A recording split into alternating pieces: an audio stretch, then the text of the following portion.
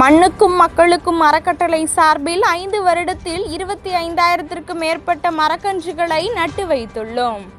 மண்ணுக்கும் மக்களுக்கும் சமூக நல அறக்கட்டளையின் சார்பில் 8ஆம் ஆண்டு துவக்க விழாவை முன்னிட்டு தமிழகம் முழுவதும் 5 வருடங்களில் 25,000 முதல் 35,000 மரக்கன்றுகள் நட்டு வளர்க்க திட்டமிட்டு அதன் ஒரு பகுதியாக திருச்சி ரயில்வே அருங்காட்சியகம் பின்புறம் உள்ள பூங்காவில் தலைவர் கேசவன் தலைமையில் நடைபெற்றது.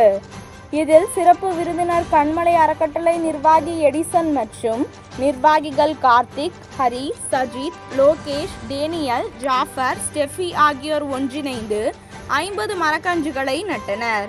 தொடர்ந்து செய்தியாளர்களுக்கு பேட்டியளித்த கண்மலை அறக்கட்டளையின் நிர்வாகி எடிசன், ரமலான் பெருநாளை முன்னிட்டு 50 மரக்கன்றுகள் நடப்பட்டது. மண்ணுக்கும் மக்களுக்கும் அறக்கட்டளை நோக்கம் என்னவென்றால், மக்களுக்கு இந்த மண்ணோடு சேர்ந்து சுகாதார சுற்றுச்சூழல் மேம்பட வேண்டும் என்ற நோக்கத்தோடு தமிழகம் முழுவதும் மரக்கன்றுகளை நட்டு வருகின்றனர். அடுத்த தலைமுறைக்கு சுற்றுச்சூழலை கொடுத்து செல்கிறோம் என்ற நோக்கத்தோடு தமிழகம் முழுவதும் இப்பணியை மேற்கொண்டு வருகிறோம். கடந்த 5 வருடமாக சுமார் 25,000 முதல் 30,000 மரக்கன்றுகளை நட்டுள்ளோம். இன்று நிலநடுக்கம் ஏற்படுகிறது, வெப்பம் அதிகரித்து வருகிறது. இதை தடுக்க வேண்டுமென்றால் ஒவ்வொரு வீட்டிலும் கட்டாயமாக மரம் நட வேண்டும் என்பதை தான் எங்களது நோக்கமாக வைத்து செயல்படுகிறோம்.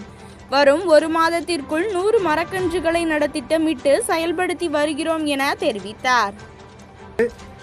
மண்ணுக்கும் மக்களுக்கும் அறக்கட்டளை சார்பாக நடிகர் சவுந்தரராஜன் தலைவர் உத்தரவின்படி இன்னைக்கு ரயில்வே மியூசியம், திருச்சிராப்பள்ளியில் இருக்க ரயில்வே மியூசியத்தில் 50 மரக்கன்றுகள் இன்றைக்கி நடப்பட்டிருக்கு.